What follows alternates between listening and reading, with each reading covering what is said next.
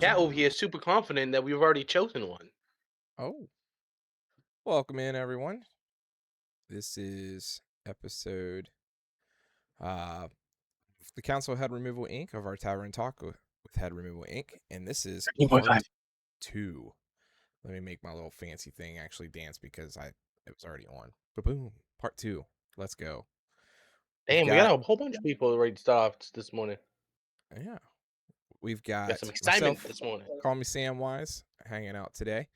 We got Jaboom TVs over there, and we got Mythicus down there.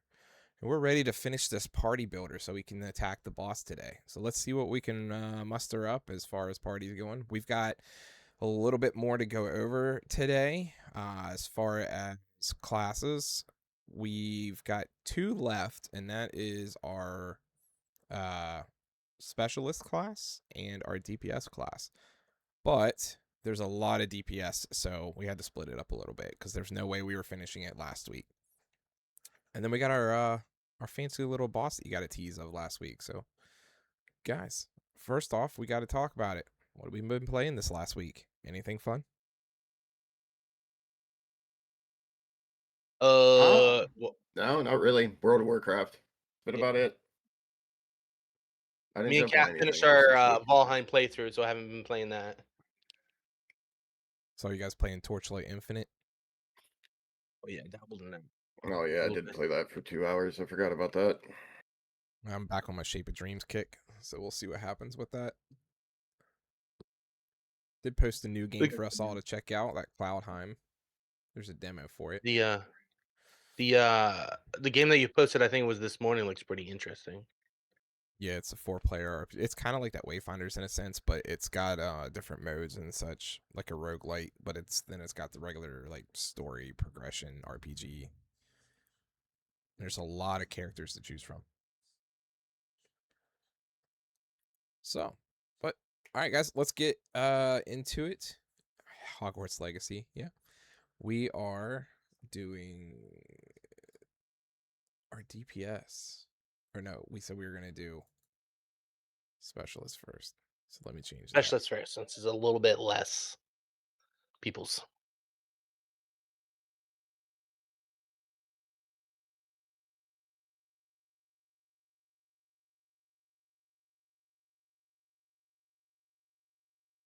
All right. So I can actually fucking read. All right, guys. What do we got here? I beat the librarian game. Guild Wars 3. Yes, Vlad. Guild Wars 3. If you guys didn't know, real quick, the Summer Games Fest was yesterday, and they announced a lot of really good looking games, and Guild Wars 3 was announced. So we are getting that sometime next year for the early access to it. But unsure of the actual release dates, but it looks really good. Different game every 30 minutes. So we got our first one on the list here is the Eidolon of Hollow Thought. The universe is its nervous system. This is one that I created. This is basically a parasite that lives in the universe, and the universe is its host, so it feeds off of that. We've got a couple different abilities for this person. Entity, whatever. Foreknowledge Seal. Mark the target's next major ability. If correct, reduce if damage, cast speed, and duration. Gain 1 residence. Force the enemy to replay a fraction of time momentarily delaying their next action. That's a cognitive fracture. Neural Latch. Latch on the one's enemy will. Reduce randomness in their pattern and make their actions more predictable.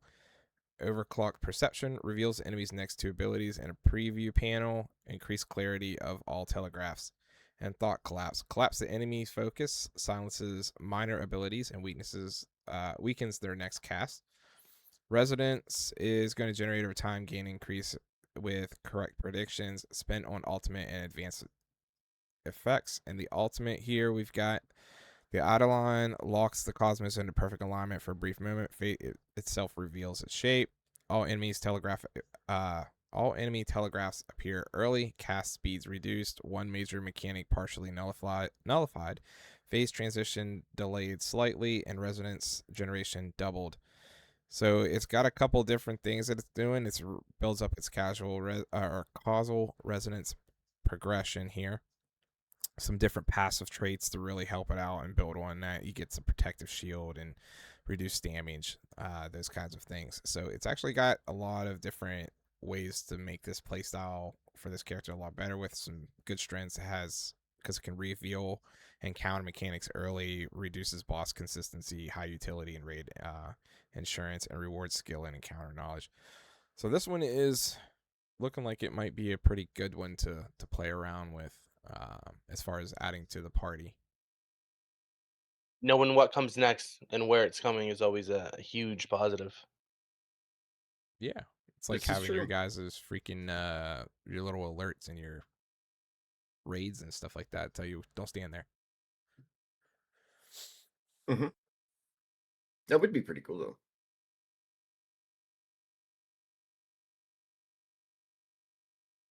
It's The only another thing, one. the only Go thing I ahead. can, the downside to this character, I mean, to list in his weaknesses, is like it itself does no damage. Yeah, it has low personal damage. That's what I was looking on. Yeah. This is another one that I came up with. This is the Tiebreak Leviathan. This is basically just a more or less a water priest, but that's without the healing The part fucking of it. Murloc. Yeah, Priest. Murloc priest. You got perform rituals, saturate the target area, slows enemies, and grants allies gliding movement. That's pretty cool. Create layered currents that pull or push concentric rings, control the flow of battle. Raise a living coral barrier that blocks, redirects, reshapes the arena, lasts for a duration. Call forth a pillar, pressurized water, lists enemies, and generates pressure. This is like straight up a fucking league character. You got your knockback and your blocks, or your knockups. Inscribe its title, sigil, alters knockback and movement within the marked area. And the ultimate ability, Riptide Dominion. We've got the High Priest ascends and Ocean answers. The entire arena becomes submerged for 12 seconds. Enemy movement greatly reduced. Boss pathing destabilized. AoE zones drift symmetrically. Allies gain enhanced slip mobility. And title pulses ripple every 2 seconds. I don't like that. I'm sorry, I just don't like that. I figured it would be he just creates a fucking bubble that everyone's in water. It's like a blitzball game. Yeah, fucking. Oh my gosh. Dude, It is. It's a blitzball game. I had this shit thing pop up in my fucking Facebook the other day, and it was like my sleep paralysis demon is Waka, and it's just a fucking shadow walking the hallway going, "What up?" That shit fucking had me dying. I mean, he's got control from what it looks like here, but I lackluster on the ultimate, I do believe. I mean, he's just gonna fill the room with water. The boss, the pathing being, interrupted is kind of weird. Now, the title pulse ripples every 2 seconds. Is that like his damage thing, or where's... This one looks like a strengths or control positioning and movement. Excellent mechanic heavy encounters and enables ally mobility and safety and disrupts boss pathing and timing. So really Yeah. low direct damage, reliant on awareness and timing, and limited impact without team follow up, and vulnerable if caught out of position. So The only thing he's doing is just slowing the boss down or making it difficult yeah, for him to come towards us is his ultimate. that seems to Looks be like the it. case, because that's what a lot of the Okay. specialists tend to do, is they just don't really have much in the damage atmosphere. Yeah, we We're still got more, specialists. though. We still got more. Yes, they are specialists, not DPS. All right, and next in line is the Mimic Swarmbreaker. This is one of Myth's creations. So this is a mimic. I after talking with the boys, somebody mentioned a mimic. So came up with the idea of this mimic. It's kind of like it's supposed to be like a battlefield controller. Control groups enemies while doing fairly respectable damage. Um, So we'll go over a couple abilities. So obviously it's a mimic. So while being it's got like, I don't know, two different forms. It's got like its, attack form, and then if it decides to hide itself as a treasure chest, you kind of just like AOE taunting everybody. And then when you go from treasure chest to your little attack form, you do an AOE stun. Um, it has kind of like a execute mechanic with its devour the weak. Instantly consume a low health enemy. It restores health and hunger, which is its resource. It fires out coins, which is kind of cool. So some of the horde control abilities. This is sticky floor leaves mimic slime across the ground, slowing enemies, preventing escape, and then chain of teeth, kind of combos together. Makes the ground hurt and slow. Mhm. So it's got a couple ultimate abilities. Grand Feast. Open your body into a massive maw, pulling enemies inward. Enemies caught near the center take extreme damage. Lesser enemies may be swallowed instantly. Then we have Mimic Nest, where it just spawns a bunch of tiny mimics. And good old Treasure Avalanche, which just That is dumps cool. tons of treasure on the battlefield and does Yeah, a bunch this of is cool. Fucking I like baby that one. mimics. I like that. The baby mimics and the I mean, for ultimates, all three of these are cool. Like the grand feast turning into like the giant mouth, the baby mimic chest everywhere, and then the treasure avalanche. Like all three of those are pretty dope. That Grand Feast is like your conduit Hmm? tank. Yeah, the Your Abyssal abyssal Conduit conduit. with the Yeah. fucking maul. It's like it Hmm. just You could consumes. have two of them doing it. Yeah, yeah. So I mean, keep that in the back of your mind. I and was looking it at the is, specializations. Like that's pretty cool too. yeah, it's not a pure specialist class, so it's got three different specs. The Horde Maw, which is you can just go to the straight damage amount. Changes its signature ability to Greed Quake, which it just slams into the ground, erupts treasure, and deals a whole bunch of AoE damage. And then we have the Trap Box, which is the more crowd controlling one. And changes its signature ability to Room is the Mimic. For a short time, nearby terrain becomes part of you. Walls bite, floors stick, and doors snap shut. That's cool. And then we have the Brood Chest, which goes along with his Mimic Nest ability. You can uh, summon tons of little mimics. So we can And then have signature a ability is demonology mimic, kinda like a mimic with open a the bunch of horde. little mini mimics. Yeah. And if you read the Open the Horde ability, you summon a tiny little, whole bunch of little mimics, and then they explode, just like implosion.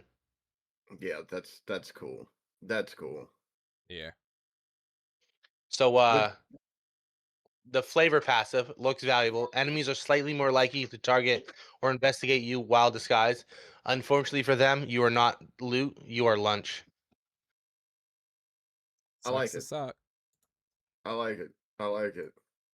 It is weak against bosses by itself, though. It is. So It is yeah, weaker against a designed single just for boss. like a group fight. Hmm.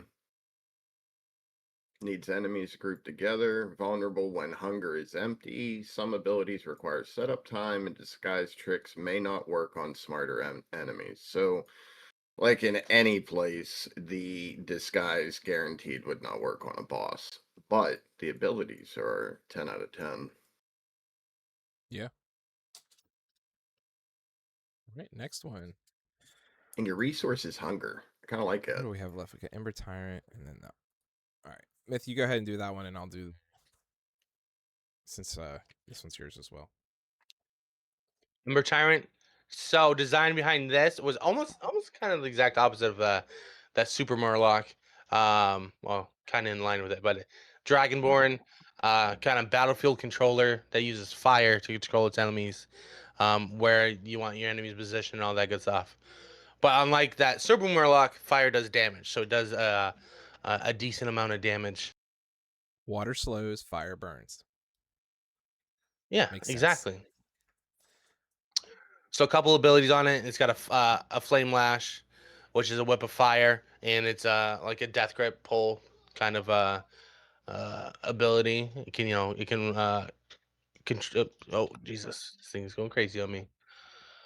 Create flame walls, create flame circles. It has an Infernal War, release a Draconic War infused with fire magic. It's an AoE fear and pushes enemies away and ignites the ground around. Ultimate ability, Tyrant's Domain. The battlefield becomes your lair. Transforms the area into a Draconic Inferno for 15 seconds. Massive fire zone covers the battlefield. All scorched ground becomes lava fields. Enemies move significantly slower. Burning Barrier becomes permanent during the effect. Flame abilities cost no Inferno. Let's see. What are these abilities over here? Primary mechanics, Scorched Ground. Most of the abilities leave Scorched Ground, which they take fire damage, obviously. And Mhm. reduce movement Mhm. speed, increase Inferno. So it's resources Inferno. And patches can overlap to intensify the effects. Okay. You have Dragon's This Presence. Enemies near you feel the pressure of an apex predator. Reduce resistance to force movement. Penalties to escape your control effects, and become easier to intimidate or disrupt. Do you imagine like if this synergized well with the Plague Warden tank, where it makes the battlefield plague and the fire kind of did the same thing, and it did the whole like the green, like the fell burn, like that kind of fire kind of shit. that would be cool. Yeah, that would be cool. Have a burning field that also poisons you. Mm-hmm. Mhm. Mhm. Yeah. Yeah, that would be dope. Just A little interesting. bit of flavor text for it. The Ember Tyrant wins fights, not by killing enemies directly, but by making every step they take exactly where the dragon wants them to go. Which was the idea about behind making this character. Nice. I like it. I like it. Jib, I'm gonna. This was another one that did. I did it for the ladies because I thought they would have fun with this one. I'm gonna let Jib read this one because he did not have his specialist class for us. I didn't. What is this? This is a mushroom. Fungus Rex Minor. The Mycelial Menace. All right, so looks like it is a mushroom, has score system. Looks like you get spores. Gain overgrowth. So when enemies cluster, abilities overlap, boss summons on adds, random interactions occur, mechanics collide. Its abilities are Spore Scatter, so launch bouncing spore pods that attach to random enemies and burst. You have Chaotic Linkage, randomly link enemies together, damage debuffs and effects propagate unpredictably. Tiny Tyrant's Decree. Crown one enemy as the court jester. They take increased damage from all linked sources. Bloom Burst. Detonate all active spores, causing chain reactions that spread damage and debuffs. Royal Rooting, which sprout rampant and mycelial roots that entangle and root enemies, spreading a fungal patch. Its ultimate ability is Mycelial Mayhem. All enemies become linked in a chaotic mycelial network. Damage debuffs and heals propagate wildly. Add spawns are instantly infected and linked. Hazards and mechanics reveal connection points. Overgrowth generation increase dramatically. So it has a overgrowth progression as well. It starts as a tiny spore, then a spreading, infectious, rampant, overgrown, and then it goes to mycelial mayhem. There's a mini shroom legion I take. So you have scouts, warriors, poppers, healers, boomers, and sporelings. And then there's a network. So behold the spread. This shows like how all the ads would be. So its passive traits are micro monarch, gain overgrowth faster when enemies are clustered, tiny but terrible, reduce size, harder to hit, spores make up for it. Everything connects, your links last longer and jump further. Spore luck, random events have higher chance to benefit you. An adorable doom, underestimate me at your own risk. Now, its playstyle, embrace the chaos. The more things happen, the stronger the Fungus Rex Minor becomes. Turn messy encounters into beautiful disasters. Its strengths, it excels in multi-target fights, high control and chaos spread, punishes clustered enemies, reveals mechanic interactions, synergizes with debuffs, exceptional ad management. Its weaknesses, it's less effective in single target. Randomness can backfire, needs time to build overgrowth, relies on battlefield activity, tiny crown, and big attitude. HR does have concerns, but the council approves anyway with this one. So he'd be a little fun So one. I And a think little he's flavor cool. text at the bottom. It says, "We are all spores in his kingdom from an anonymous survivor." That's pretty cool. I mean, I like this guy. clearly, if we were doing like a dungeon crawl with like ads and everything, I have a feeling this guy would be absolutely nutty. I really do. Yeah. I don't know with the boss how well some of these are going to synergize with our other parties, but this guy is absolutely cool for like a dungeon group, like top tier. Yeah, being able to spread your attack damage across, like make the connection links.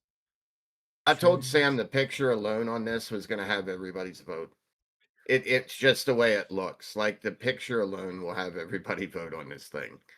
Right. But its abilities is cool. It's really cool. Now against like one boss, we're gonna lose some abilities with him, but in like a dungeon group going through, this guy would be in every party.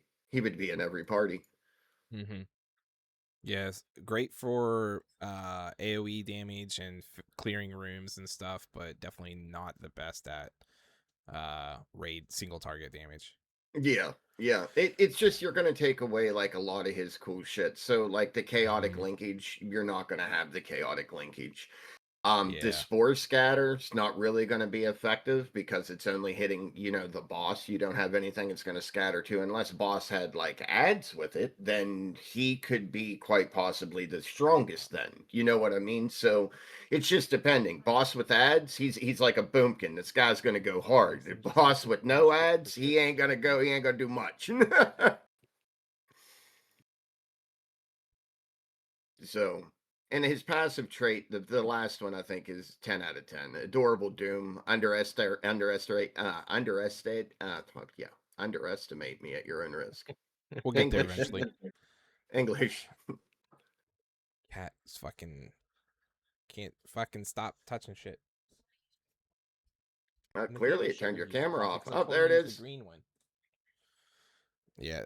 Cat walked over and knocked the fucking camera back enough to hit the flap on the top and shut it. That's funny. All right, real quick, let's do this real fast. Just because we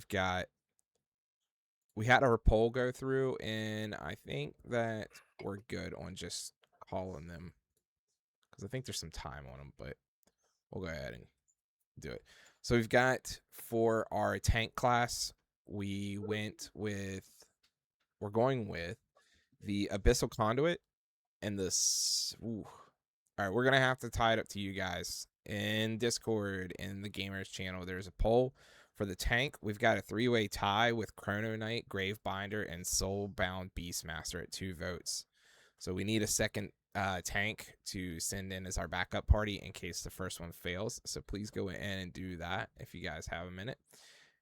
Our healers, we are going with the Gravecandle Oracle that we showed off last week and the Apothecary Alchemist. Those were our top. Gravecandle won with 5 votes and Apothecary won with 3. And then our support is the only two that got voted on in that class was the Siphon Bender and the Gilded Mimic Architect. So we've got 2 of those. Siphon being our primary party and Mimic being our second party. Mimic got in. Siphon Bender. I knew Siphon Bender was definitely going to be in. Siphon If it Binder. didn't, I was going to rage Binder. so hard. Binder. Yeah, I was gonna rage so hard. So we got all that ready to rock. So let's look, y'all. And we'll turn this one back on. That is our 5 specialist chat. Do we have any thoughts on them? Yeah. Besides the fact that the mushroom is cute. Yes. Cuteness factor does not equate to power in this one. Like, we get it.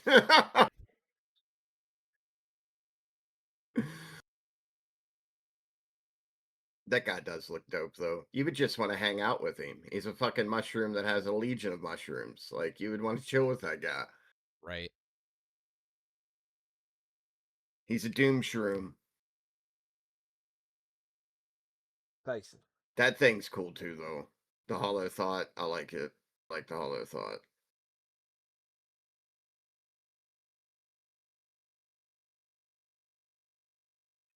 That's Yep, probably gotta going to have be the one more. my vote, to be fair. All right, we've got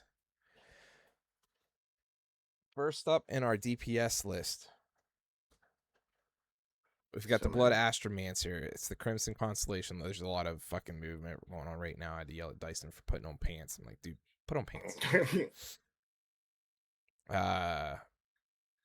So this one is basically it's a vampire that deals with constellations and stuff like that as far as its power goes. It looks to the stars. We've got signature abilities. We've got the Blood Sigil. Brand target with Astral Rune generates hemorrhage, increased damage taken from you, enhanced shard generation of targets below 50%, piercing beam of crimson light, costs HP, builds hemorrhage rapidly, deals bonus damage per active sigil for the Starfall Lance. That's a line burst. We've got a mobility burst, leap upward in a spiral of blood, rain down star fragments, leap blood zone on landing, damage scales with HP missing. Astral Severance, high risk nuke, heavy singles target strike, damage scales with your missing HP, bonus damage of target below 40, consume sigils for massive burst. The dot amplifier, apply stacking celestial bleed, first 20% of your burst damage into bleed. Bleed ticks generate hemorrhage, stacks it to 5. Rapidly apply 3 sigils for the constellation carve. To enemies in an area, excellent for supernova setup. Crits extend supernova duration by 1. And then the ability, the Crimson Supernova, is detonate all hemorrhage for 12 seconds. All abilities guaranteed crit. HP costs doubled. Constellations instantly detonate at 3 stacks. Blood zones expand. At the end, massive astral explosion scaling with total HP sacrifice during duration. So this person legit is playing on the edge of death constantly for its damage. It is just But it's feeding kind it. of good though. Some classes in games like that, they're really strong. Mm-hmm. I kind of like that though. Vote for the specialist. Myth got us a little straw poll kicking. Made a All little right. straw poll for the specialists.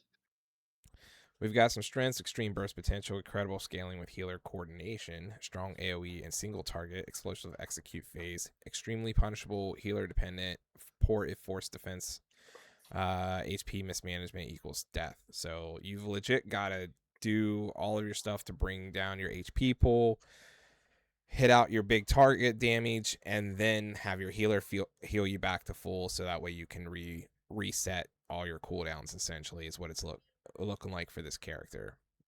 But we have a healer that once he hits low health can pop an ultimate, let him sustain his high damage phase, come out of that invulnerability, and then heal him back up. Yeah, that is So true. there's some pretty cool synergy there with this guy in the Oracle. Like you could get some massive damage out of this dude. Yeah, strong healers and zone control tanks is its synergy. Dominates final boss phases, and the raid leader fear resist players, the chaos factor. Yeah, that's fair. Yeah, this guy I think pairs really good with the healer we have. This Your is dad one hasn't that's... seen any of the other ones, but he's like, yes, that one.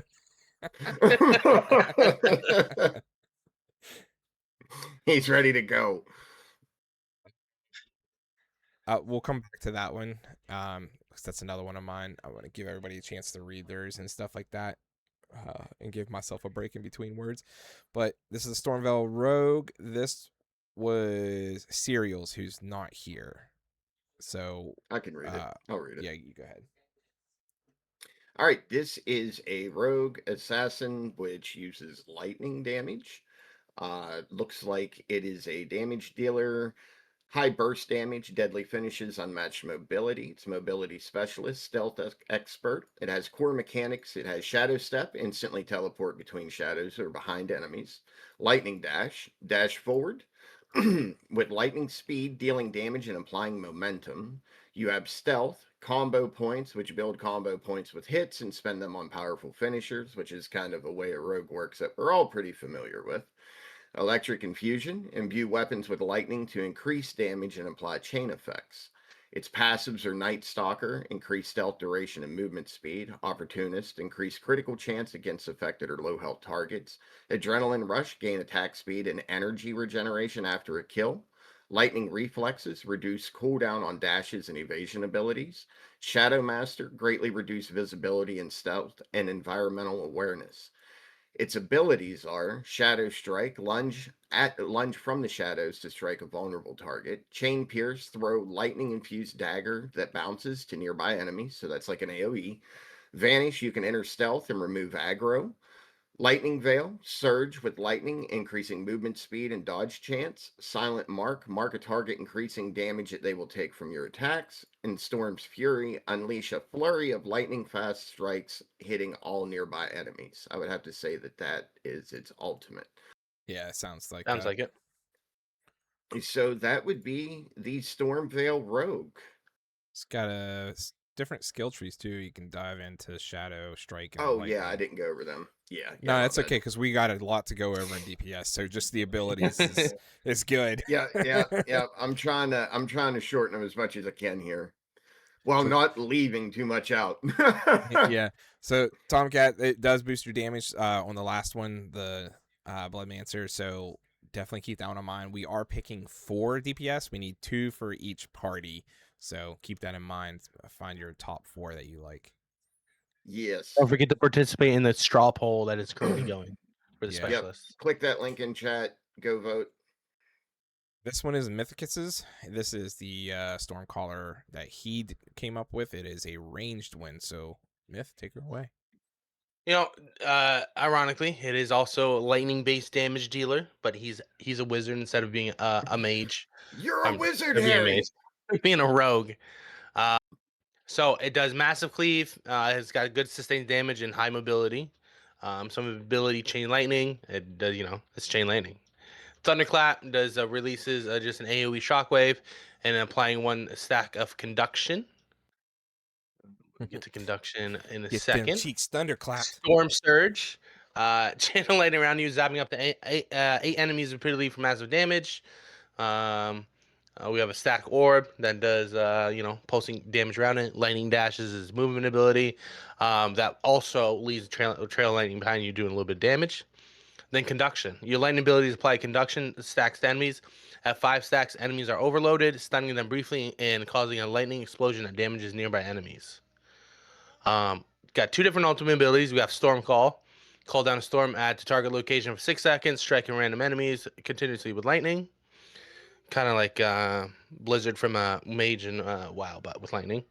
Then Eye of the Storm. Become a storm, move freely while unleashing constant lightning strikes around you for 8 seconds.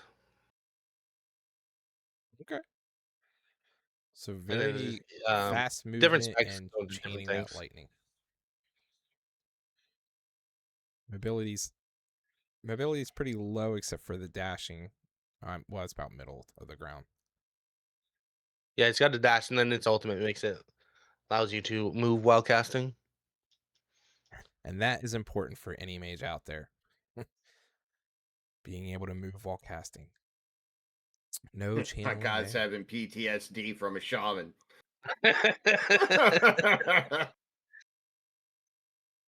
All right. This is the Rot Bloom Witch.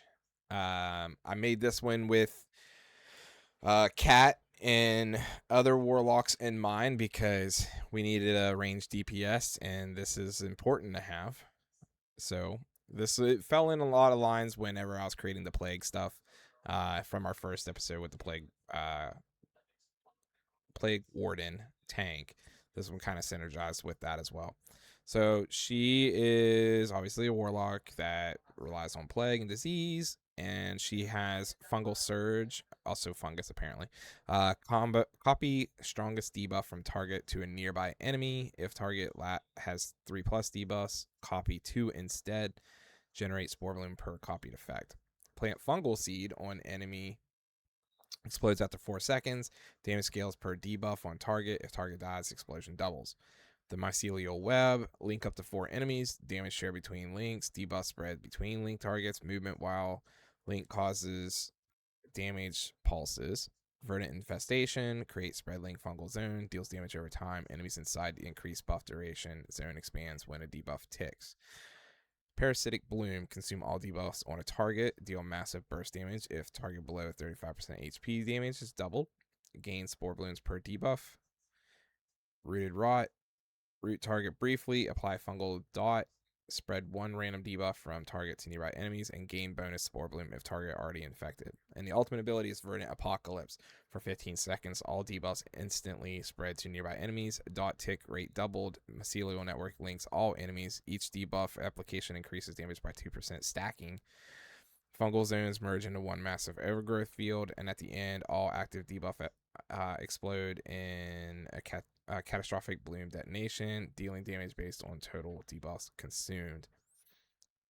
So this one has some synergy with the Plague Warden, Blood Astro, Chainspire Reaver, and Void Fuse Arcanist. It has an overgrowth state for all 10 seconds. All debuffs gain increased duration. New debuff spread to one additional target. Damage over time takes faster. Fungal zones expand in radius. So it's got some amplification, some linking, and some debuffing. So this is like a classic curse kind of deal, but in the form of disease target or spores and stuff like that. This with the mushroom in a dungeon would be dangerous. You would have some overlapping abilities with this one with the linking, so you would have it would both make, of them linkings, what I'm saying, but except one would yeah. be spreading their debuff while this one's spreading their debuff. It would do a lot of damage together. Playstyle lets the tank apply symptoms, let allies stack debuffs, copy spread, and link. So it's got a lot of potential to just have a shit ton of dot power Yes. on everything. It's like a nature affliction lock, kinda. Yeah. You're just throwing up a bunch of like cursed poison dots. I like it though. I like it though. That's pretty dope. Right. This one is Jibs. We'll come back around to the one that we skipped over. This is one that he came up with, and it is actually a really cool concept, and it's not something you Oh, really think about. this is my reverberant. He is a dude that uses sound. All right. The reverberant hears what others cannot. The hidden frequencies of steel, bone, spellcraft, and collapse. They amplify the battlefield itself until it breaks apart in cascading harmonic destruction. So its core resources is resonance, which is generated by damaging enemies, standing in AoE, allies casting, and boss abilities. Dissonance builds from overcharging forced echo detonations in high frequency. Its passive is echo stacking. All damage abilities leave echo on target, so it's harmonized, amplified damage. Inverted is burst detonate, and conducted is spread to nearby. Its signature abilities is Pulse Strike, a fast sonic projectile that leaves a minor echo, a Resonant Slash, melee cleave that consumes nearby echoes for bonus damage, Harmonic Orb, orbiting sonic orb that applies vibration, detonates automatically but 3+ echoes nearby. An Echo Chamber creates a zone of duplicate all echoes, increasing resonance gain and builds dissonance faster. And then its Dissonance Requiem. Channel a collapsing symphony. All echoes detonate, consumes all resonance, massive AoE burst. Its ultimate is what I read, the Dissonant Requiem. If Dissonant hits 5 during the channel, Requiem doubles in size and damage, but inflicts heavy self-damage. So there's a drawback to it. It has 3 specializations. It has Maestro, which is AoE Symphony Conductor, Echo Orchestration Master, Disordinate, which is high risk dissonance burst build, maximum overcharge. And then there's Echo Knight, which is melee focused duelist with aggressive echo cloning and mobility. The council verdict on this is a master of rhythm and ruin, incredible destructive potential, requires discipline or delusion. The HR notes is self-inflicted harmonic implosions are not covered by guild insurance. The song is not the weapon, the silence after is. So, that would be this guy. This is the ultrasonic bard, by the way, guys. Essentially, Pretty much. You're not gonna hear. He's not playing any fucking Utes or anything like that. You're just fucking. It's a bard done right. Like, what is that Yep. ringing in my head? Do I have a tumor? Yep, I wanted something completely different that played with music instead of the traditional I play a song, my allies get crit or whatever. Let's take music and make it damage. Yeah. So it's definitely something fun.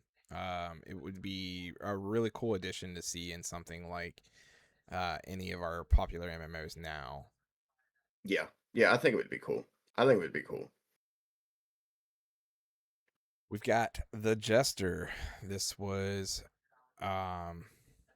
Serial's version of the Jester. We had 2 Jesters. We went with this one to give him a little bit of input on these. So, Myth, you want to read this one? Yeah. So obviously it's a DPS. Let me bring the card up on my side so I can actually read it. So unmatched power, Jester deals massive damage and controls the battlefield like no other. Selfish by nature, all abilities come at a cost to allies. The greater the power, the greater the price. Chaos is comedy. Pain is the punchline. Suffering is his encore. Some core mechanics. We got some laughter. Build laughter by dealing damage, sabotaging enemies, and causing chaos. Laughter fuels your most devastating attacks. That is obviously the resource. Audience, your team is your audience. Their suffering empowers you. Okay, that's a little sinister. Tragedy. Every ability inflicts a penalty on one or all allies. Then encore. The closer you are to death, the stronger your jokes become. Some This abilities is got this is what I wanted. Like I kind of like this. I wanted something that did damage but had drawback to your group, but his damage should be kind of like over the top damage. Yeah. So we've yeah. got 2 of those so far now. So we got misdirection, massively increases your dodge, crit chance, and movement speed for a short time.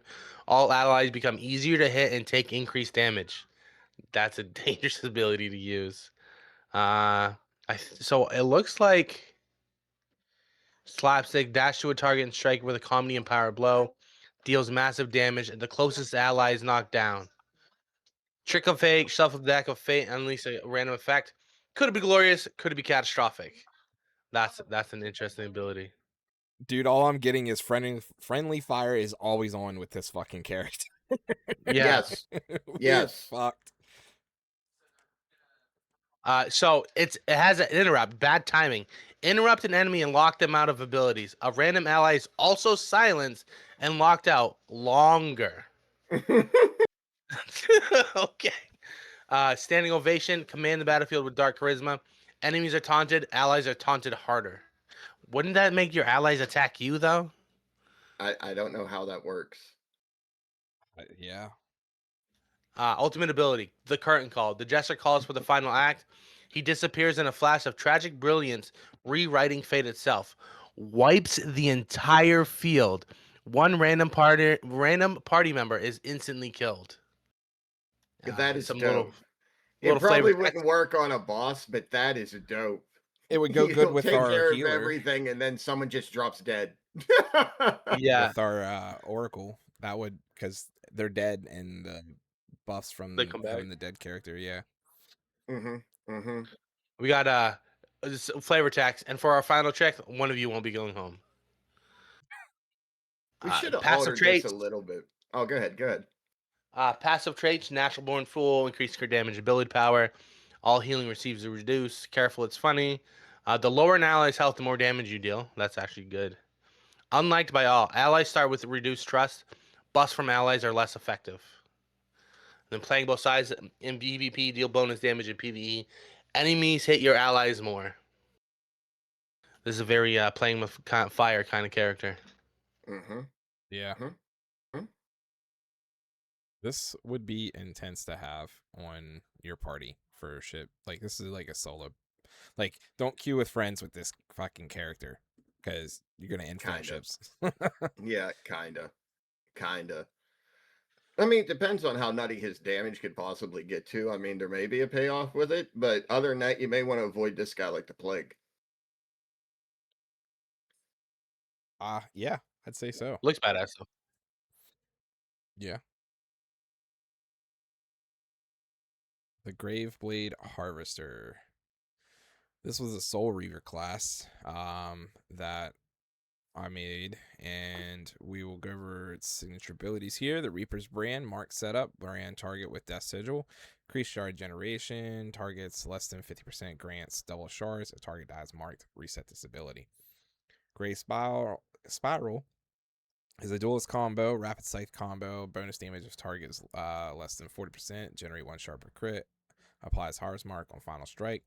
Soul Rend, consume up to 5 shards, damage scales per shard consumed. Bonus damage to target below execute threshold. Overkill damage splashes to nearby enemies. Ooh, that's fun. Shadow Step Requiem, ability burst, teleport through target, leaves after image slash. Bonus damage is if target is under 35%. Generate shard if used as killing blow. Summon spectral blades in area. Enemies under 50% take increased damage. Generate shard per enemy hit under 50. If enemy dies inside, extend duration. Reliquary Ascent. Consume 5 shards. Increase crit damage. Execute threshold is plus 5% temporarily. Gain movement speed toward low HP enemies. The ultimate ability Last Rites. Instantly execute all enemies below your current execute threshold for 10 seconds. All damage to enemies less than 40% is increased by 30%. Killing an enemy resets Soul Rend. Each kill increases execute threshold by 1% stacking. So this guy's execute threshold is 20% HP. Each soul shard increased threshold by 1%, with 10 shards 30%. During Reaper's Ascent, 40%, and debuff enemies reduced required threshold by 5%. So that's pretty dope. So this guy is just going to insta-kill enemies that have taken enough damage to where you don't have to keep going. At 45% more or less, so it can all add up to a total of 45 with the debuff. Is a insta-gib by this dude. Mm-hmm. You're getting increased damage, you're getting the 20% base, and then you're getting 30% at 10 shards and 40% with Reaper's Ascent. So yeah, that would make for at 10 shards you enter Reaper's Ascent, execute threshold plus 10, damage 40, kills reset mobility cooldown, so shard cap to increases to 15. He's a big. You can actually get to 50%. Oh, if you read the ability, because Reaper's Ascent increases your soul shard cap to 15, which would be another 5%, and then the debuff is another 5%. So 40% during Reaper's Ascent. Yeah. 5% more from the overcap soul shards, and 5% more from debuffs. That's pretty 50%. Good. He has to ramp up to that though, because if you look at his playstyle, your loops. So you apply your marks, you farm your shards, you increase that threshold, and then you enter the Reaper's Ascent. Yeah. So that's pretty cool though. I mean, that's pretty cool. I mean, you're mainly just going to protect him, like if in a dungeon scenario, through the first couple of groups, and then this guy's going to carry you the rest of the way. Yeah, it all depends on like how anemic he is outside of that execution range. He's so strong in multi-target though. Like multi-target is like once you got him into his executing, like his ascend, once he's into ascend and starts his execute, he's just going to start giving everything. Call mechanics are always good. Yeah, that's something like any like bullet hells or roguelites that if it says like insta kill your enemy below this percent, I'm like, yep, that ability. Yeah. Just it's pretty potentially cool. Increases time. All right, this is Kat's, and she's not here to tell us all about it, so she threw this one. She could be. So, Kat. She's gonna slide over and talk about it. Okay. We're gonna have a temporary guest star here. She does look wicked. Mm-hmm.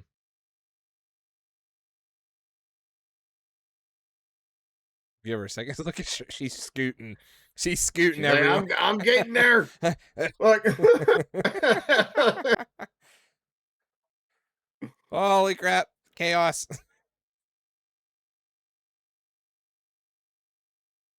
Uh-oh. They're changing seats. We've caused a lot of chaos by getting Kat involved, apparently. Timeout.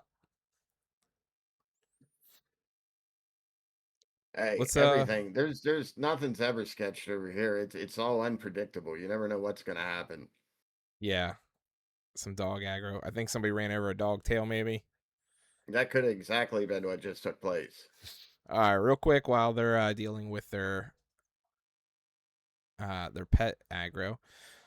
Void Fuse Arcanist. This is the one we skipped a little bit earlier. This one is a living catastrophe. It's got some ramp AoE and instability gambler. Entropy Bolt. It fires a bolt of unstable energy, generates instability. Damage increases with current instability tier. Critical hits generate more instability.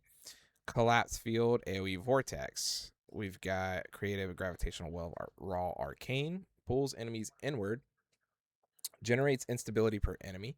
Deals increasing damage over time. Fracture surge.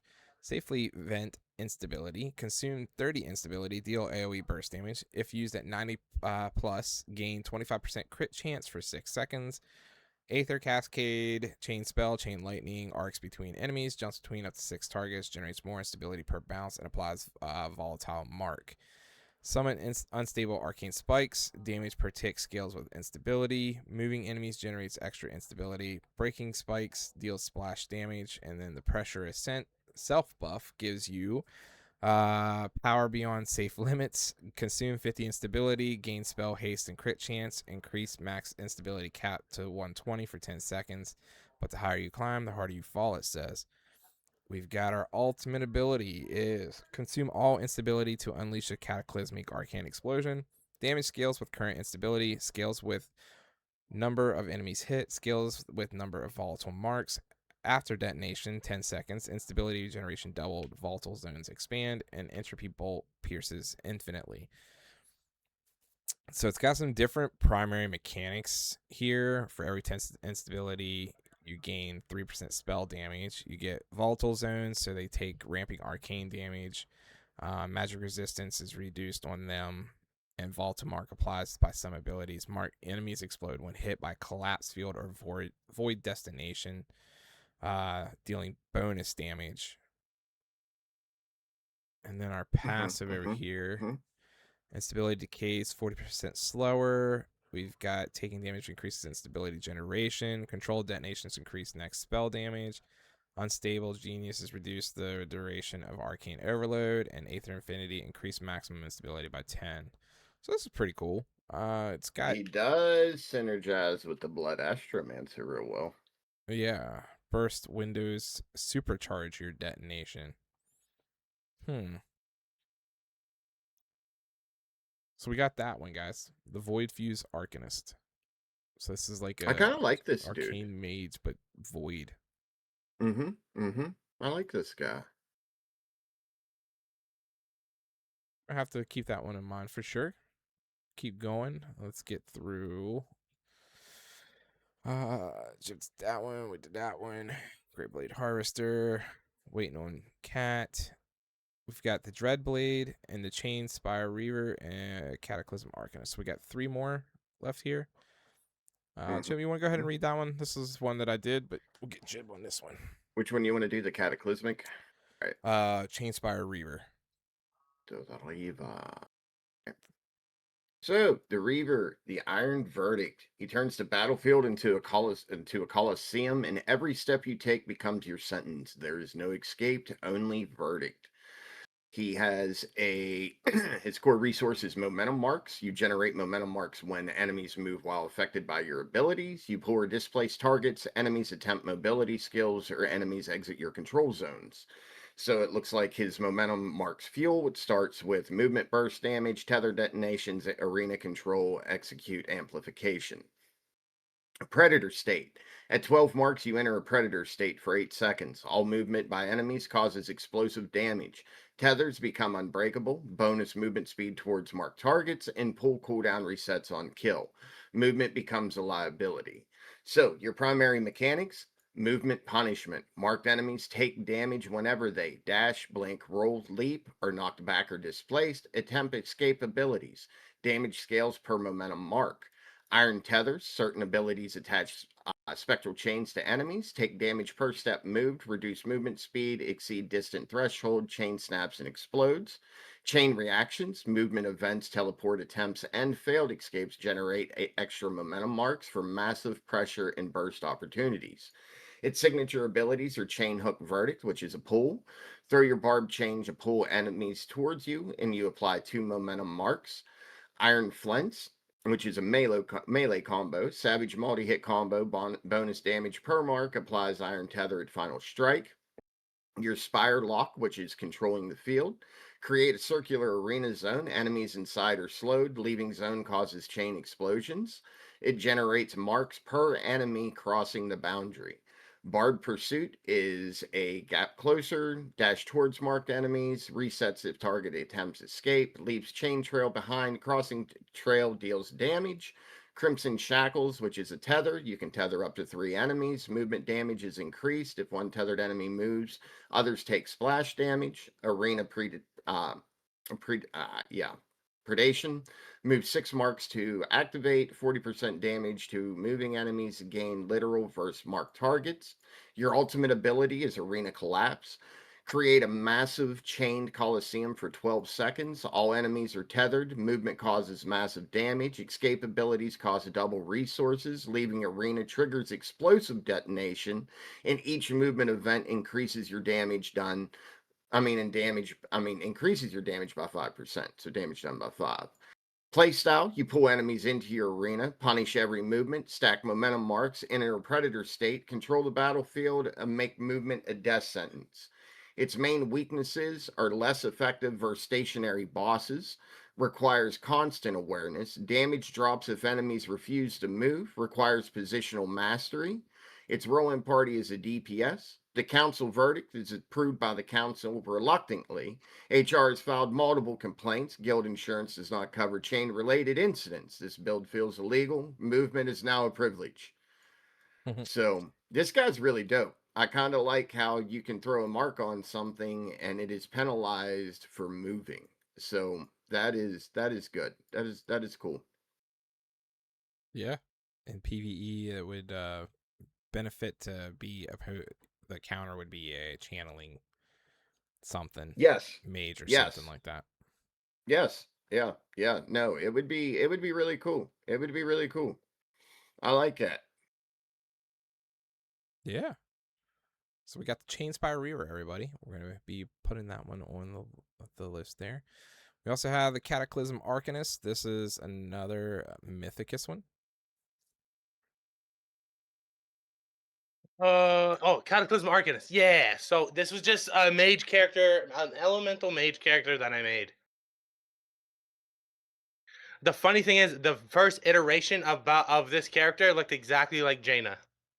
That's Yeah. awesome. That's awesome. The AI knew what you wanted. It's like this WoW playing motherfucker. All right, we're gonna give it to him. So it uses all 4 elements, actually 3 elements, and then time itself. Let's see. Its resources: elemental pressure. At different levels of elemental pressure, you get different abilities.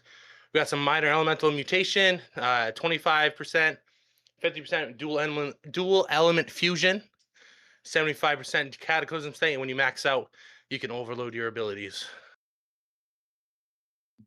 Couple Temporary signature abilities. You got 30 Solar seconds, Lance. everybody. Solar Lance is fires a concentrated beam of plasma, massive single target damage, pierces enemies, and generates fire sigils. And then at 75 pressure, it becomes a beam which explodes on impact. Thunderfall Array is its AoE ability. Marks an area after 2 seconds. Massive lightning pillars ascend. High AoE damage generates Storm Sigil. If targets are frozen, it doubles its crit chance. Glacial Verdict launches a massive ice spear. Heavy damage applies deep freeze. Stacks at 3 stacks, it becomes crystallized. Crystallized targets take bonus damage from all elements. And we have World Breaker Shards. Rips stone fragments from the battlefield. It does a little bit of damage. It destroys armor, though. Generates a Titan Sigil. It fuses with fire, the fire ability. Fire abilities convert shattered ground into magma fields. And then we have Elemental Cascade. Consume all active sigils. Each sigil adds a separate elemental projectile. All projectiles strike simultaneously, and this ability forms the core burst rotation. So builder spender, build up sigils, spend them on Elemental Cascade. And then looking at its ultimate ability, Apocalypse Engine. It costs 100 elemental pressure. The Arcanist enters Overload for 15 seconds. No cooldowns on basic elemental abilities. Spells gain double area. Sigils generate instantly. Fusion effects become empowered. At the end of Overload, a massive elemental singularity forms above the battlefield and detonates. The damage is scaled based on how much pressure we generated, how many sigils we consumed, and how many enemies we've hit during the Apocalypse engine. So that ultimate's definitely not going to be good on a single target like a raid boss. It's going to be No. very low. Which kind I of like how seems it's like a constant theme here with our DPSs. Don't look like their ultimates are really going to be great on bosses, which is normal though. I mean, that's kind of right.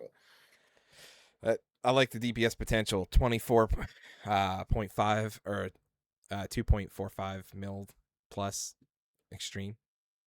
A miniature apocalypse unfolds. Raid leaders begin screaming. Guild insurance does not cover this. And then the Cataclysm Arcanist appears to have mistaken elemental magic for a natural disaster. Approved from the guild. There we go.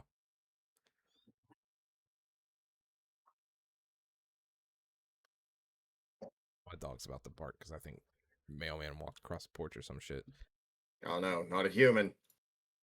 He's like, I'm so bad, and then fucking somebody comes to the door and he's like, oh, pets, you fucking traitor. The one I'm watching is the same way, except anything that walks by the house, if he's outside, he runs straight for it. If he's inside, he runs straight for it. All right, so we got 2 more left. We've got Cat's Fellbound Harbinger, and then we've got the Dreadblade for Myth there.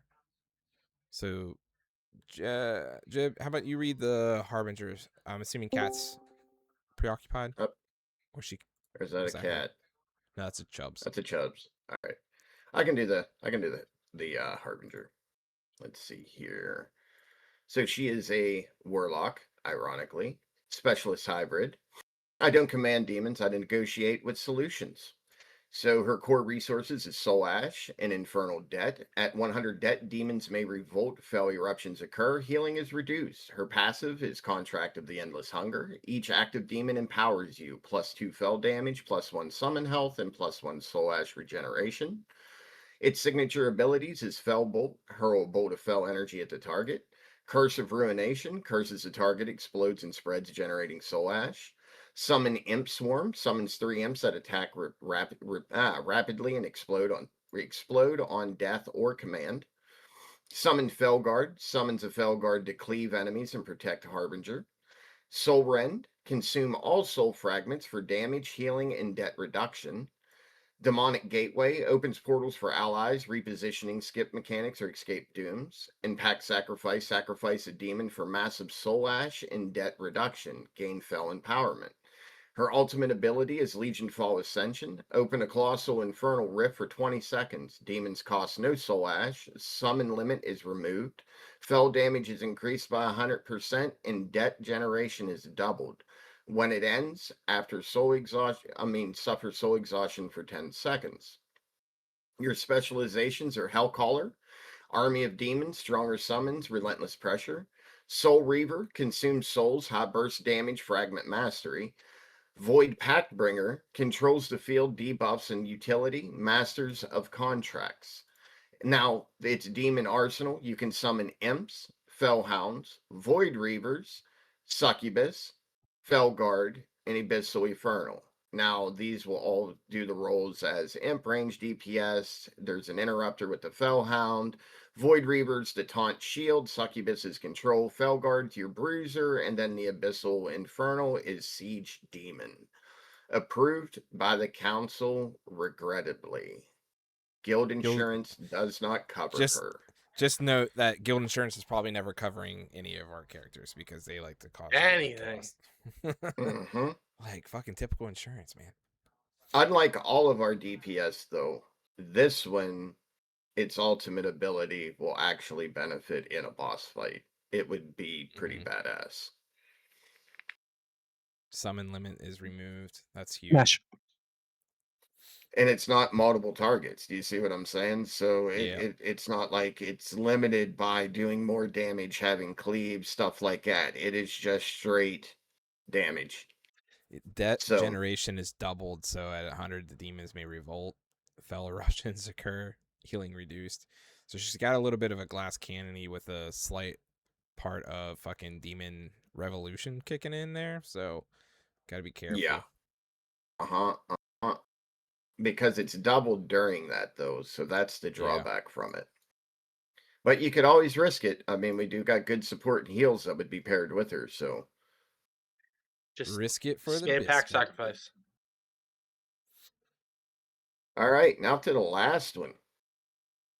Our Dreadblade. Myth. Take her away. So looking at all our DPS, I was thinking, what are we missing? We're missing a dude that's just has a big sword. Yes. They None just of them just has a have a big massive sword. And in every fantasy scope, you gotta have a dude with a massive sword. It has nothing to do with his love for Death Knights. Nothing, everybody. No. And did you notice that he has a signature weapon? Uh-huh. So The Soul Render. it's Ironically. Mm-hmm. Hey, I didn't make that. I didn't make this up. I just said, give me somebody with a big weapon. So, Got that soul big dick fragments is image its kicking. resource of choice. All right. We got some signature abilities. We got Soul Cleave, hits 8 enemies, generates some soul fragments. Soul Rend, which is single target ability, applies a stacking dot, and stacks up to 5 times. Black Execution consumes all your current soul fragments. Massive single target strike, damage increased by how many soul fragments you've consumed. Guaranteed crit at 10 fragments. Abyssal Eruption, detonate all active soul rend effects. Explosive burst damage, excellent for dungeon packs. Blood Price, sacrifice some portion of your health for damage buff and generates fragments. We got Grave Step, which is its just movement ability. Doom Brand increases all marks an enemy, increases all shadow damage taken when the target dies. Nearby enemies inherit the mark, so it jumps from target to target. We got a couple major cooldowns. We got a 2-minute cooldown called Reaper's Ascension. Oh, let's go over its weapon first. So its weapon is called the Soul Render, a gigantic cursed greatsword forged from the remains of fallen kings. Weapon effect. Every soul fragment visibly feeds into the blade, causing it to glow with dark, violent energy. At maximum fragments, the sword erupts with shadow fragments, empowering Black Execution and Apocalypse Edge. So we have Reaper's Ascension. Dreadblade unleashes the soul imprisoned within the rune blade. That's a rune blade. Sword grows larger, attack speed increases, shadow damage increased by 30%, and every enemy kill refreshes soul rend. Lasts 20 seconds on a 2-minute cooldown. And then its ultimate ability, Apocalypse Edge, a colossal overhead strike infused with every harvested soul. Consumes all soul fragments, deals devastating damage in a straight line, leaves behind a curse zone. Enemies inside take continuous shadow damage. And I then think some the of its dude with massive the big trait. sword gets my vote. This guy's pretty dope for damage. He's just raw damage. But he's melee, so we got to keep that in mind. Every party needs at least one melee, dude. But he's got Void Reaver, single target raid destroyer. Right there, dude. Single target raid destroyer. Boom. Then we have Harbinger, which is the AoE specialist, and then we have Bloodbound Slayer, which is a high risk berserker. He sacrifices health for extreme damage. And then it also has a another one. built-in execute effect. Feast upon weakness, enemies below 35% take increased damage. So we got another calling. So that is beneficial for Endless sure. Malice. Critical strikes extend active damage over time effects. He's pretty good. And then we have the Yeah. class motto. The blade cuts flesh, the darkness cuts everything else. That's dope. Makes sense, right? That's dope. Well, there's our damage. So, real fast, Chain Reaver, Cataclysm Arcanist, the Blood Astromancer, that's a Tom favorite, Void Fuse Arcanist, the Stormveil Rogue, our Storm Caller, the Rot Bloom Witch, our Reverberant, the Jester, the Graveblade Harvester, the Fellbound Harbinger, the Dreadblade. So we've got quite a bit of a mix in here, guys, and that is all of our DPSs. So we've officially gone over every single one of our classes and all the characters that we made within each class, and we need to figure out what we're gonna put up against our boss, because we're at that time now. Like, we are ready to go against our boss. We just need to have the party built. The one As with they the vote, bubble. you should reveal the boss. So for the let me repost this real quick.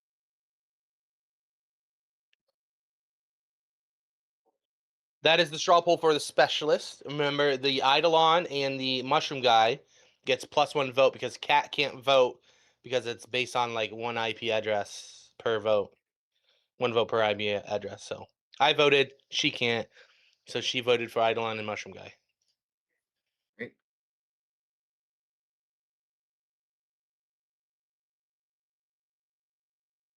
And now we need DPS.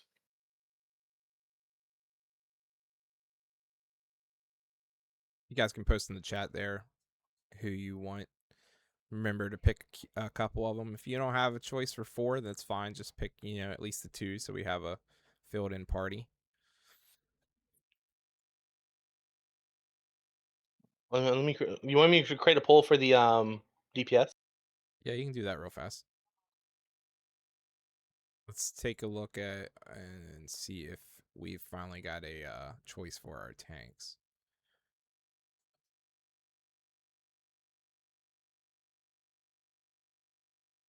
We're still tied at 2 votes on the tanks for our second.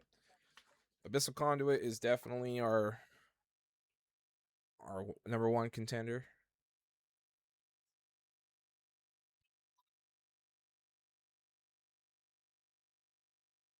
I think I know who I'm going to do as damage.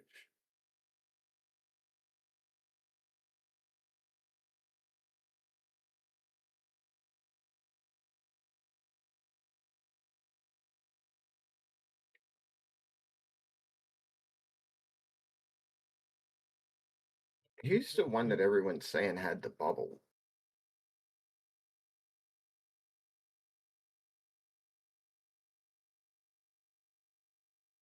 The one with the bubble, Tom, was that our specialist that you're referring to?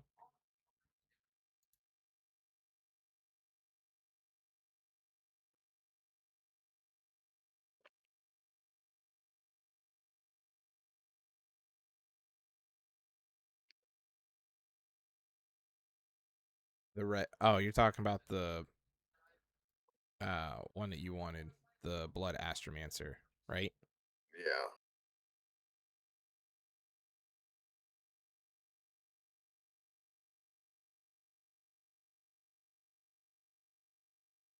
I like the Blood Astromancer. I do.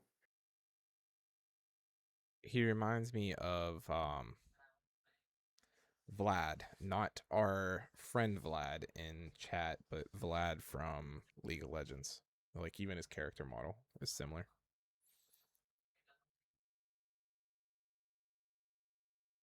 Yeah. Yeah, I think. Now we're picking 4 DPS, right? Yeah, pick your main 2 first so we have them, and we can put that against the party, and then our backup would be... Boom. There's the straw poll for the DPS. There we go. Everybody go vote for the DPS.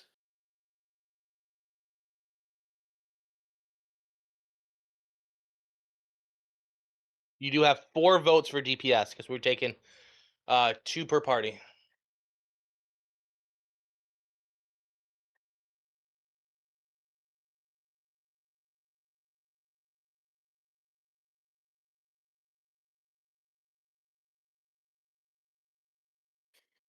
Hmm.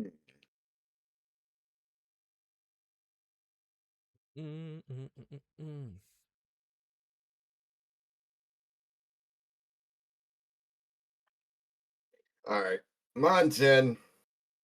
Mine's in. Cat Dang. can vote on this new poll, so.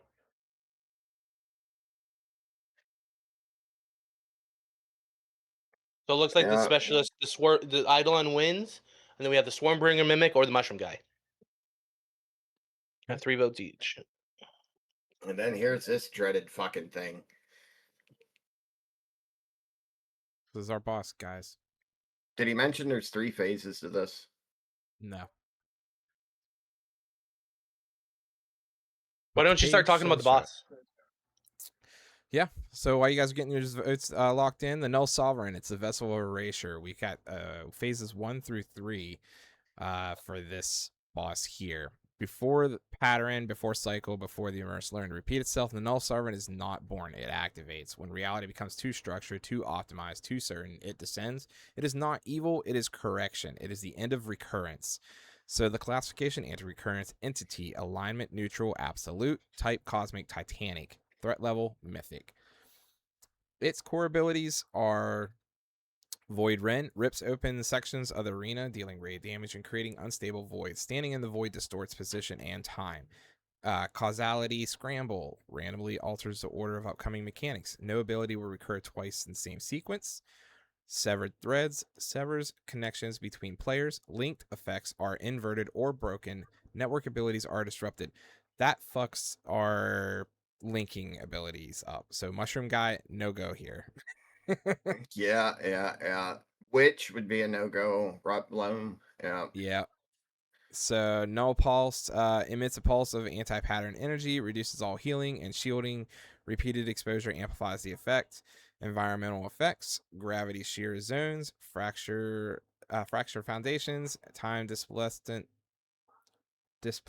to fields, reality residue echoes. There is a anti-structure mechanic. It disrupts recurring ability patterns, inverts player established systems, breaks terrain ability, prevents long-term stacking, and rewards adaptation over repetition. It's got, here's your arena overview, how it looks. He's in the center of it. We have a round arena. We've got some unstable void, anchor points, gravity shear, and safe zones that are temporary.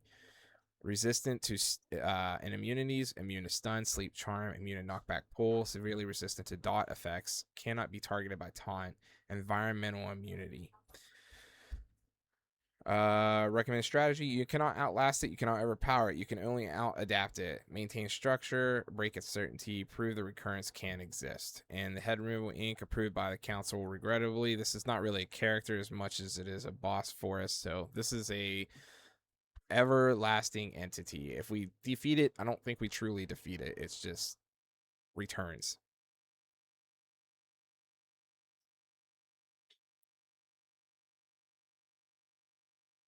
So we got some intensity. So while we're waiting on that, let me get some stuff in here, popping in here.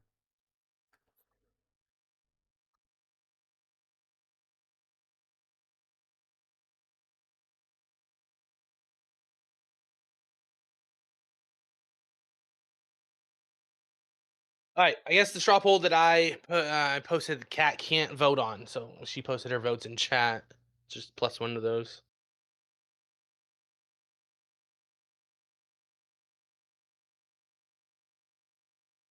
So it looks like we're definitely gonna have Blood Astromancer and Fellbound Harbinger. I think it's Yeah. gonna be our first 2 DPS.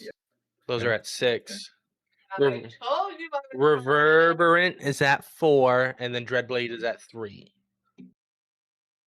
So we have 2 sets. That's cool. I'll take the music guy with the Dreadblade sword. That may work out all right. I'll take it. Watch our second party whoop the first party's ass.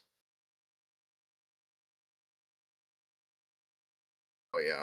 Yeah, look, there's phase 2. It looks awesome. The floor breaks apart.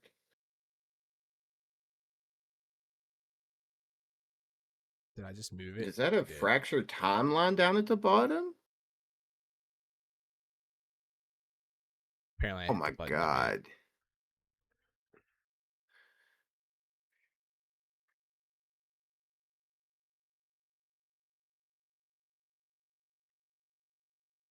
Slave and binder. All right. All right. Tank, Everyone's Abyssal getting their... Conduit, Healer, Gravecandle Oracle, Support, Siphon Binder. Specialist, where are we at? What's our main? It's the Eidolon. Eidolon. Yep. And then we have Swarmbringer or Mushroom Guy. You want to throw that into a random generator? Pick one of these two kind of things.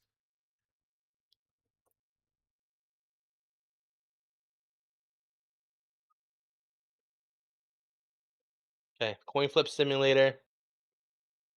We got, so we're gonna do Swarmbringer is heads, Mushroom Guy is tails. Let's flip it. It is tails. Mushroom Guy. Okay. All right, and where are we at? What's our DPS? What are our Blood two, Astromancer, Fellbound Harbinger. For All right. party 1. Let me get these two in first, and then we'll run it.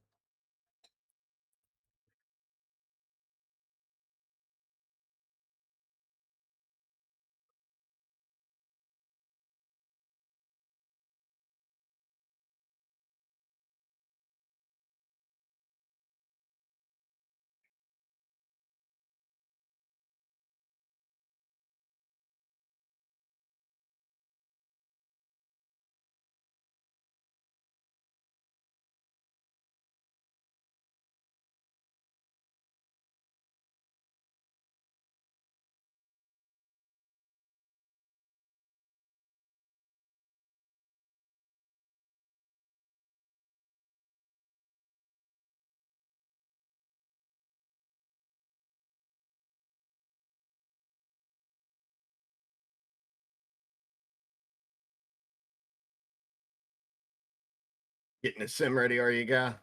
Mm-hmm. This should be interesting.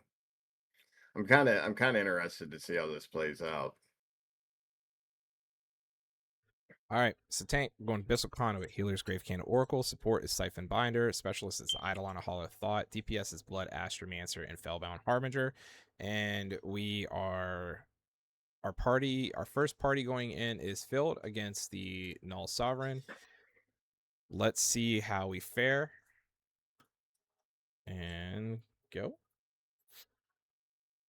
We're gonna do this phases.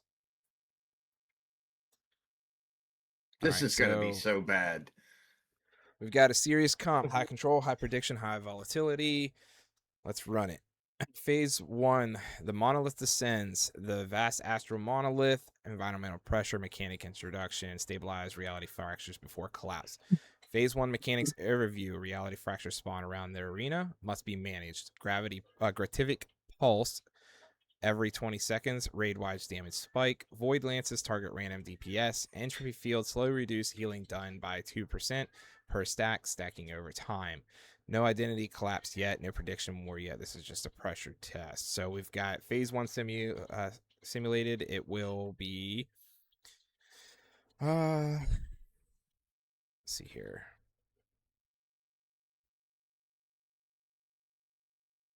Everyone's waiting. Review. The anticipation. All right, so we've got the monolith crashes into the arena. Gravity distorts. Reality tears open, but your team doesn't panic. The conduit bends space. The Eidolon sees the future. The Oracle refuses death. The Bloodmancer paints the sky red, and demons crawl through the cracks in causality. The monolith recoils. Phase 1 ends clean. Lean. Okay. Lean, ladies and gentlemen. Now we go into phase 2. Our next phase is the fractured sentience. This is breaking open. And if you guys want, we can go over that real quick. So the collapse trigger starts at 5%. We've got the arena's fracturing. So gravity vectors distort, save stones destabilize, void bleed begins. Dimensional collapse events, reality is pulled towards the singularity, all directions converge, all time distorts, time dilation fields expand and contract, spatial anchors become unstable, predictive systems overloaded, identity threads begin to unravel.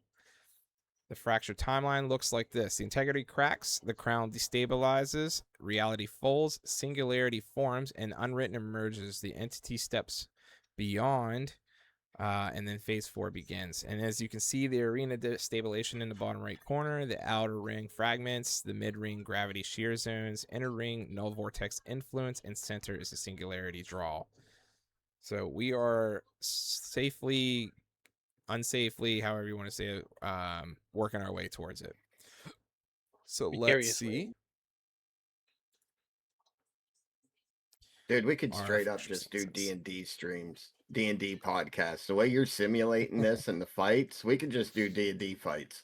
Like I said in the last one, I've been subtly manipulating you guys into playing D&D. So, because all of you are like, I'll never do that. And then it was like, oh, this is really cool. Yeah, I know. Shit. So, all right, so we got some new mechanics that were added. The boss learns from repeated ability types, right? So repeated burst windows increase boss resistance by 5% stacking. Predictable patterns become less predictable over time. We've got split cognition. 2 astral avatars spawn must be balanced within 10 HP, 10% HP of each other. If imbalance exceeds 15%, one enrages briefly. An entropy surge, healing reduction, stacks accelerate, now 3% tick instead of 2%. We are going to evaluate everybody's.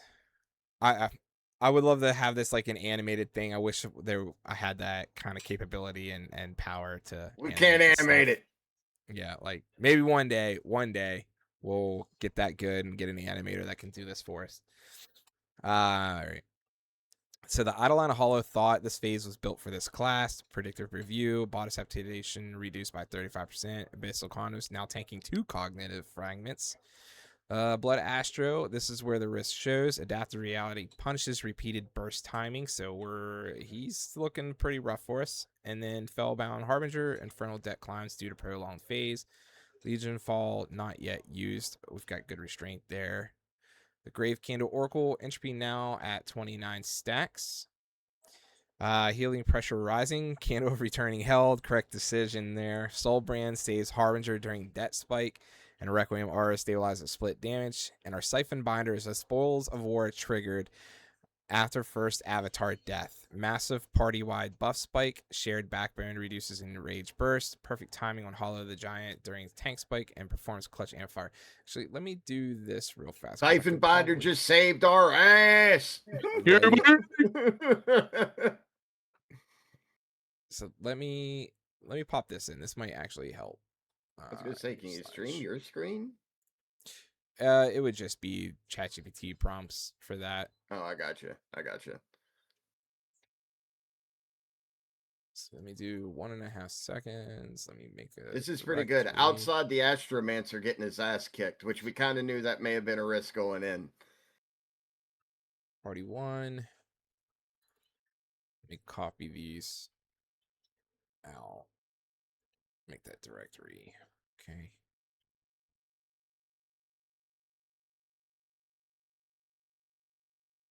Temporary setback, guys, so you guys have a little bit of visual kick in here. I'm gonna put these into a slideshow for y'all.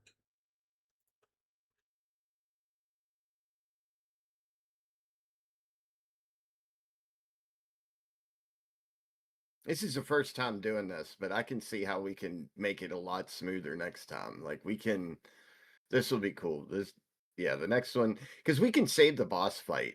And then knowing the party, let everyone vote for a week, and then have all the sims and everything ready. Mm-hmm. Like, this is cool. I like this. I'm interested to see how we do in phase 3. We're a little gimped going into phase 3, but we should be able to pull through. Right. I like how even the chat is giving you prompts of when it's proccing their ultimate abilities. Yeah.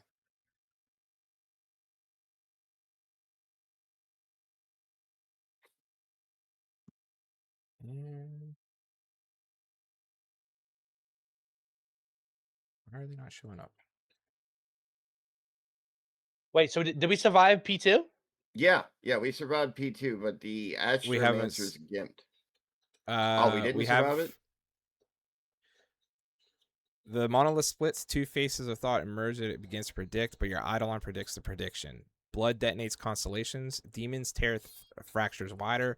Void swallows impact. A single candle refuses extinction. The monolith hesitates. Phase 2 ends. And we're going to enter phase 3 Nice. with Yep. entropy high of 34 stacks. Cooldowns partially spent. Legion Fall unused. Cosmic Alignment likely available soon. And Supernova coming back online mid-phase. The next phase is where we might die. It's possible. Hey, there we very go. well Now I is. got it rocking. All right, so let's move this over. I'm going to put this behind chat because it's the best I can do with the amount of space we have. Chat. Move that over underneath myth so we have some visibility here. All right, there you go. That's our party rotating there on the side. Yeah, there we go. That's good. That's good. Okay. So, phase 3.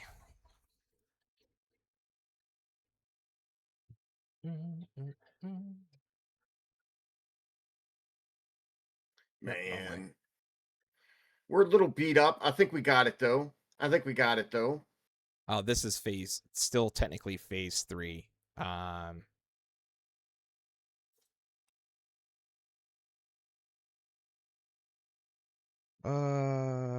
Boy. So we're still in the fracturing, the fracture of law, because phase 1 through 3 is all the vessel. Okay. We are seeing more arena destabilizing. The phase 3 mechanics: identity collapse. A random player is marked. The cooldown is increased by 40%. The damage healing reduced by 30. If not stabilized within 12 seconds, we have a catastrophic burst. So causal reversal. The boss rewinds the last 5 seconds of damage every 45 seconds. Only stored or direct damage persist. Entropy overload. Entropy now ticks at 4% healing reduction per stack. Current stack 34 and climbing. We've got, oof. All right, the Blood Astromancer response, Supernova delayed, avoids self-sacrifice burst, plays conservative, sigil stacking, Fellbound Harbinger. This is their shining moment. Legion Fall extension activated. Det spikes, but timed during collapse suppression window. Demons bypass causal reversal. Summons persist. The Abyssal Conduit, critical moment. Abyssal Embrace absorbs identity collapse burst, stores damage for void eruption after reversal window, times void eruption after causal reversal. That's a massive value increased for us there, guys. We have exceptional tank performance. The Gravecandle Oracle, entropy is now at 47 stacks. Healing That's reduced my boy! heavily. Healing is reduced heavily. Identity collapse stabilized via Soulbrand Mark, Ashen Recall, and Embermen. No deaths. Candle returning still held. Siphon Binder, strength tax reduced boss cast speed during collapse. Spoils of War used post Legion Fall to amplify recovery burst, and Hollow the Giant during tank spike. Massive mitigation value. And the Eidolon, this phase is a chess match. Overclocked Perception reveals causal reversal timing. Foreknowledge Seal reduces collapse damage. And Cosmic Alignment triggered. During alignment, the reversal partially nullified. Phase trigger delayed. Resonance doubled. Here's our turning point. Our phase 3 outcome roll. We are at 52 stacks of entropy. So we had one near white moment during double mechanic overlap. No deaths. Causal reversal minimized. Boss HP reduced to 18%. Raid stability critical, but alive. The monolith shatters. A figure forms inside. Hollow infinite. It tries to erase the Astromancer. The candle burns brighter. Demons flood the sky. The conduit swallows a collapsing star. The Eidolon bends fate. For a moment, reality hesitates. The monolith fractures. We passed. Yeah! Yeah! We are dangerously close with the entropy stacks. Yeah. All right, guys. Our ship has sailed here. We are moving on. We're in phase 4.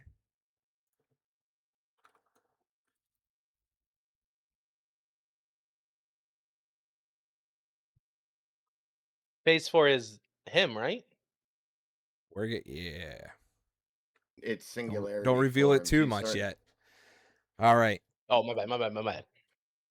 The monolith does not shatter. It inhales. The stone folds inward like collapsing scripture. The stars above flicker, not dying, but being rewritten.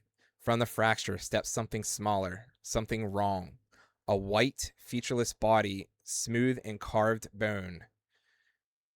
As carved bone. Its face is a hollow void, a black aperture where reality refuses to exist. The arena goes silent. Entropy freezes mid-tick. A voice speaks, not aloud, but inside every memory your party has ever had. You mistook the vessel for the mind. Now you face the author. The hollow ascendant raises one hand. Gravity stops listening to the floor. Phase 4 begins. Unwritten absolution. Look at that dude, man. He is awesome. We We have are done fucked around and found out. All right. So the unwritten absolution, guys. The vessel was not the will, it was the lock. Containment shattered. Law collapsed, recurrence ends. So what we just took down in phases 1 through 3 was not our boss. It was the ship. It was carrying him where he needed to go. We are now in no repeating mechanics, no predictable sequence, no safe assumptions. Every moment is new. Every moment is final. Those are those mechanics there. His core ability is pattern simulation. Copies a random player's core mechanic. The copied ability is corrupted and turned against the raid. Identity collapse. Locks onto one specialist. Destabilizes their system, erasing access to one core function temporarily. Singular occurrence. Uses an ability that will never be used again. Cannot be predicted. Cannot be learned. Only survived. Erasure of recurrence. Channels the finality wave. All patterns are erased. All systems are unwritten. Overlap ultimates. Or will be deleted.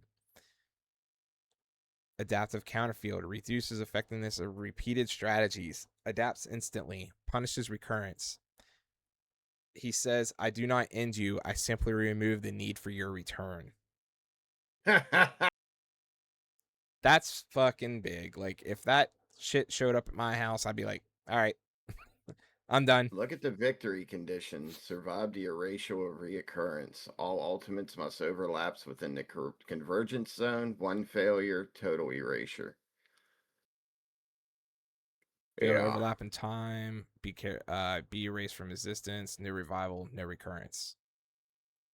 All right, let's get it on. All right, guys. Final phase. What are we looking at here? Our opening moves: the Blood Astromancer prepares Supernova prediction roll. Boss predicts Supernova. Supernova effectiveness reduced by 40%. Astromancer smart call would be to delay. The Astromancer hesitates. Fellbound Harbinger opens instead. Tom, shut up. We're trying to beat this. We can't boss pull 61 times, okay? Legion Fall already. Fellbound Harbinger Legion Fall already used in phase 3. We now rely on Soul Rend Burst, Demon Cleave, and Controlled Debt. Strong but not explosive. The boss is now down to 15% HP.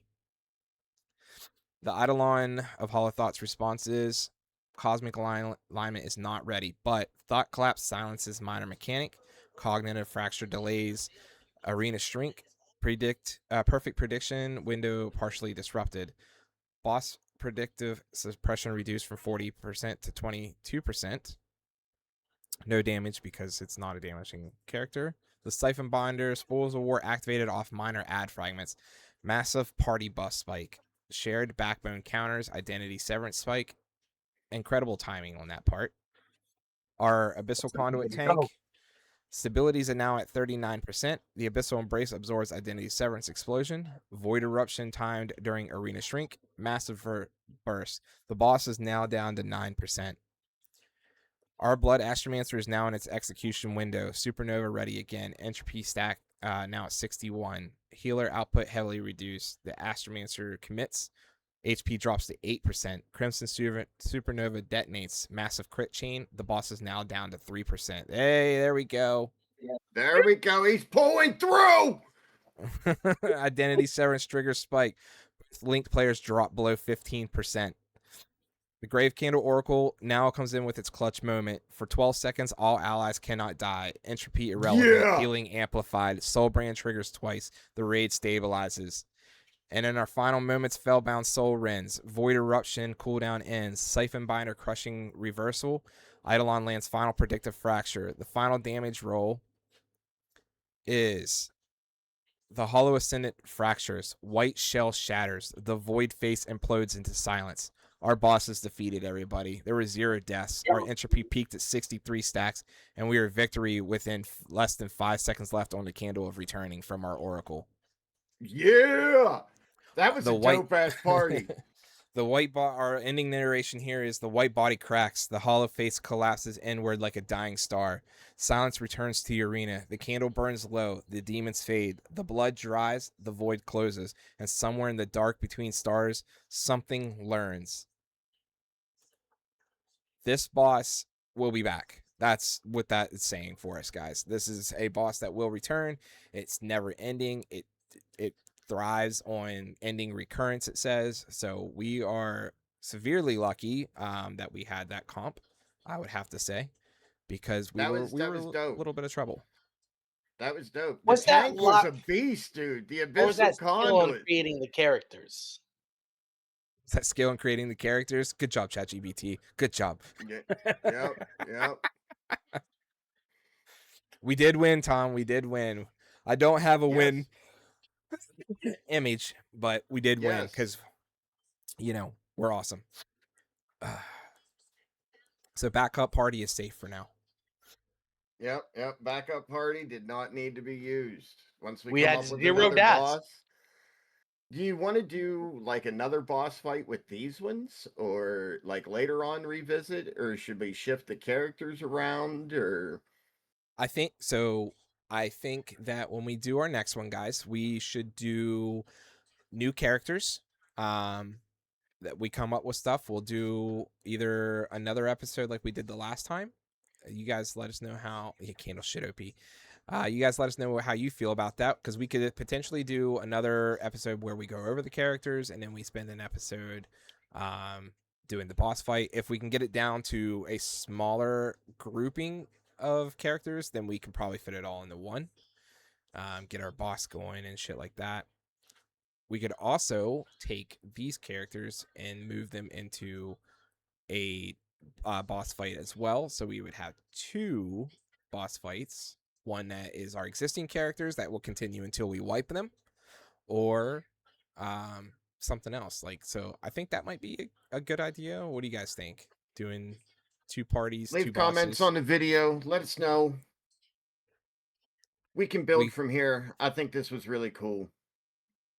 Yeah, this Stamp, is definitely fun.